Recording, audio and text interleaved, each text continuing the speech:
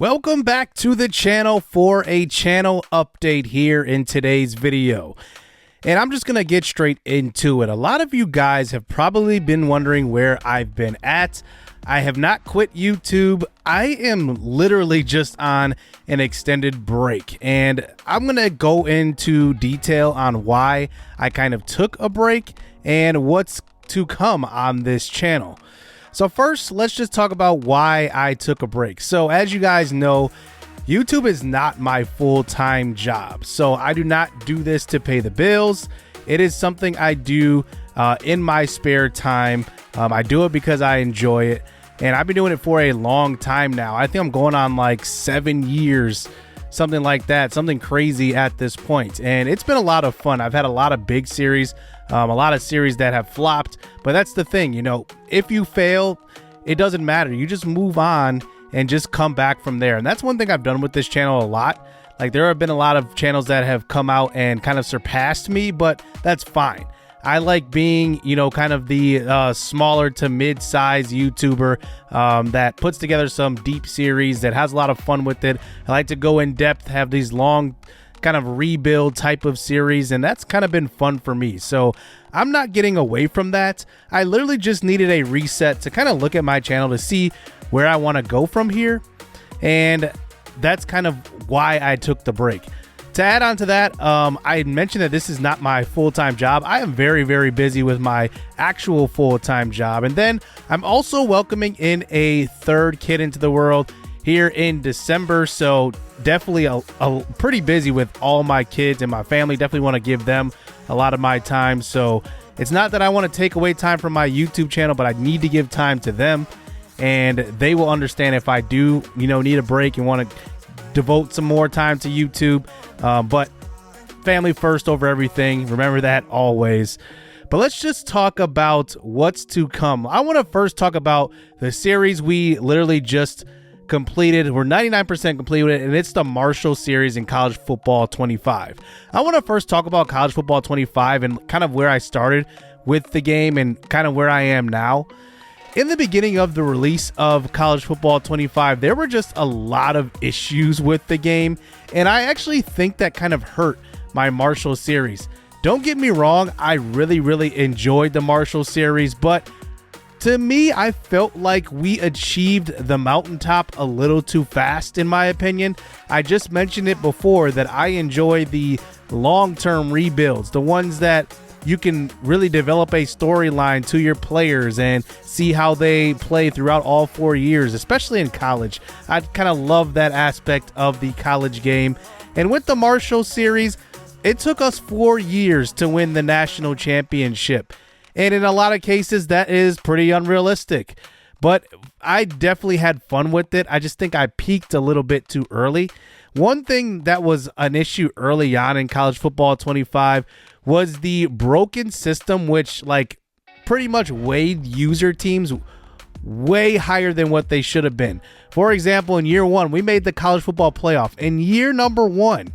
And I was on Heisman difficulty too, which was pretty impressive. The game was hard when it first came out. I think it's definitely gotten easier since then. It's still pretty challenging on Heisman though.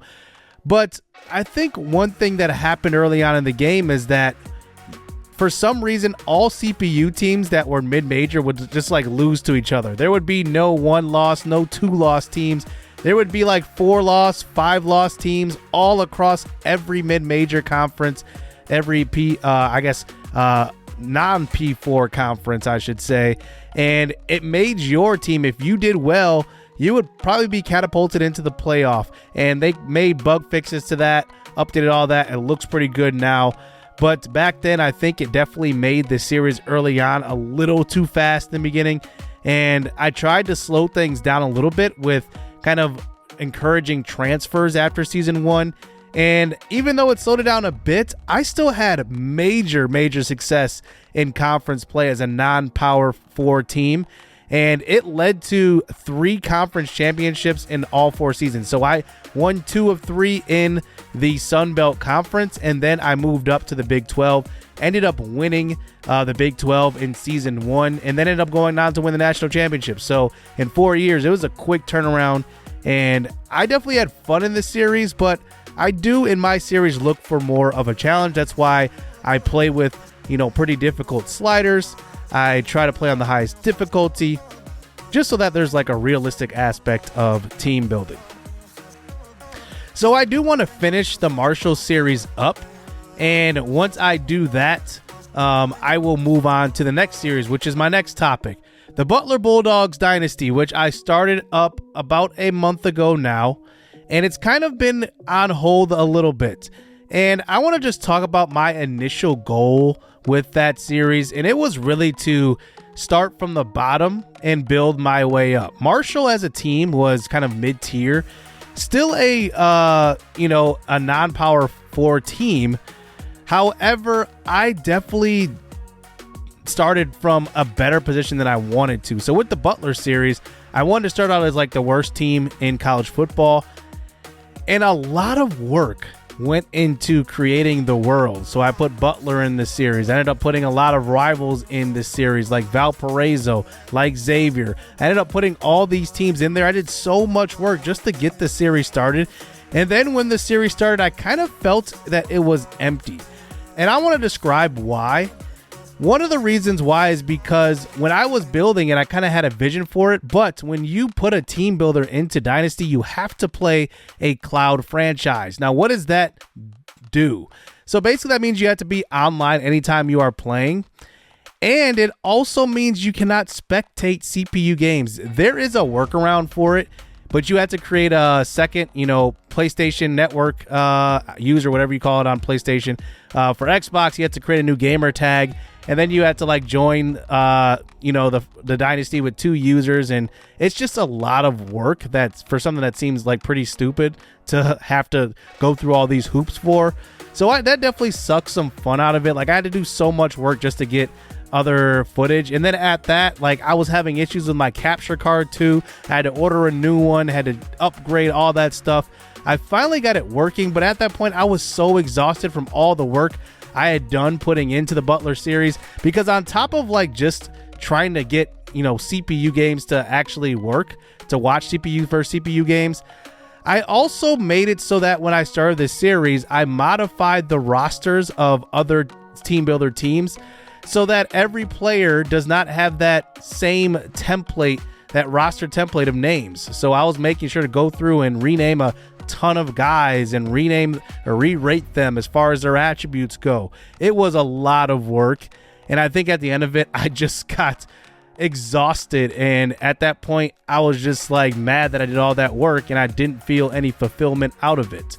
So here is what we're going to do with the Butler series. We are going to end this series, and I've done this with a few of my series. I kind of ended them, but I think what I need to go back to, and I've had time to go back and assess this, is to really make my series simple. Let the storylines kind of organically happen. I don't need to create a world or create all these players to kind of bring the series to life. I just need to let things organically happen. So what I'm going to be doing is starting a new series with a team that is in the game. I do have those teams, and I will kind of mention that to you, that I'm deciding between. First, San Jose State. I did them back in NCAA 14, and I really, really enjoyed that series.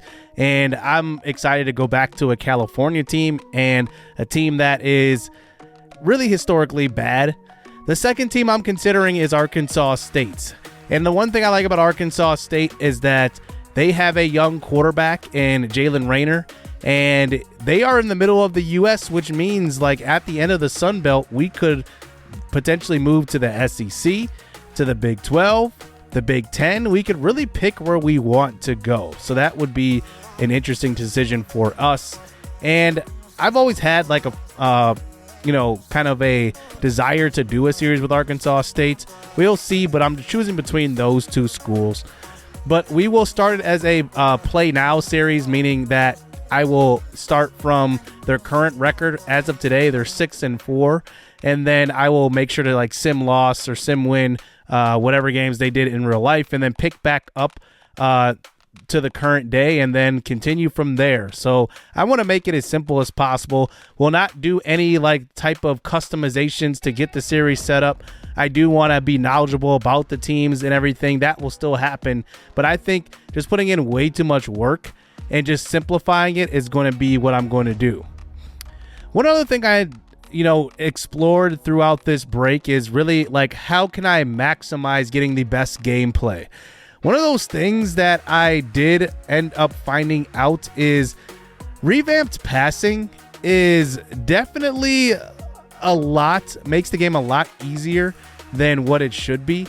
I love what it is in the mechanics. Like, you can lob the balls based on, certain power that you want on the ball. You can layer throws. You can throw darts if you want to, fit it into tight coverages, all that type of stuff. But to me, it does not factor in player ratings very well. I think the one player rating that matters in revamped passing is throw power, because it determines what type of throws you can make and how fast the ball can get to your receivers. But I want to play a true ratings-based game. I guess I want user input to matter, but I also want true ratings to matter as well, and player development to matter. So I will be playing the next series on classic passing. I just feel like that is probably the best scenario I would like to live in. I want to kind of compare that to NBA 2K. It's kind of like using user timing in 2K rather than true shooter percentage. I forgot what they call it. But this is like using that true shooter percentage, or in MLB The Show, where you use auto fielding instead of manually fielding. I like to use auto fielding because I want the player ratings to actually matter when playing defense. I want that to actually just reign over how good a user is. So I definitely want that in my series in College Football 25. And I will be doing that. So I will be starting up this series probably very, very in the near future, and then from there you'll have like regular uploads as you're normally used to seeing on my channel. I just want to get back to having fun with these series. I think the break was very much needed, because I just needed to take a step back, look at my channel, look at where I want to go with it, and I'm going to start like cross posting on different platforms, all that type of stuff. I need to figure out how to do all that, so I got that all ironed out, and I just want to have fun again. I want you guys to enjoy this series, and if I'm not enjoying it, it's not going to be the best output that I can give. So I definitely wanted to make sure that, before I come back to posting, I don't want to half post a video and not put my full effort into it. Like everything I do, I definitely put my full effort in. So I definitely want you guys to kind of see what the results of that effort is. And I don't want it half-assed. That's pretty much what I'm trying to say. But look out for my new series. I do want to finish up the Marshall series for one last long-term sim, and then I will get into either the San Jose State Dynasty or Arkansas State, one of those two. But let me know down in the comment section which one you would like to see out of those two. But those are my final two. Like I said, I don't want to do a team builder. I want to do a team that's in the game. There are just a lot of things in the game, like offline dynasties where you can create backup saves where I can go back and reference things, and things such as watching CPU games and just things that you can do offline that don't necessarily translate to online. Even like the player intros that you get, or the team intros you get pre-game for a team that's in the game, makes a world of difference. It just immerses you a little bit more. And in Team Builder, you just go straight to the game once you hit start. So that kind of deflates, what the experience could be. So hope you guys enjoyed at least hearing from me again. I am not going anywhere, and you'll see me back on the channel regularly pretty soon. So I appreciate you guys' support over the past year. It's been a great one, and I look forward to the next series as well. Hit subscribe, hit that like button, stay tuned. Let's get it. Let's go.